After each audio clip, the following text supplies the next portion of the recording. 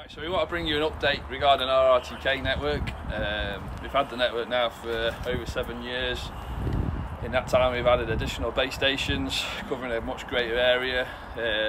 We've upgraded a few this year as well for the new satellite constellations, and we've made an important change which is going to affect from next year onwards, which Carl's going to talk about, and also it's going to touch on how we're going to support the customers with the mandatory Starfire update.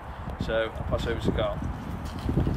Yeah, so going forwards with our RTK network, we've made some significant improvements, as Tom has touched on there, going on to support more constellations, giving you better uptime on RTK.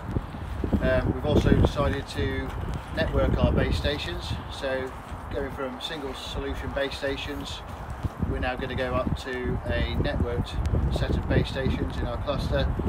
This will then mean that any problems on the network, this means that you'll just seamlessly transfer over to other base stations in that cluster.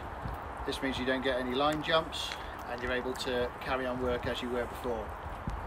As Tommy mentioned as well, going on to Starfire mandatory update, we're hopefully going to hold some sessions at the different depots over the next few weeks, and we'll be able to bring your receivers in and we'll update them as you wait.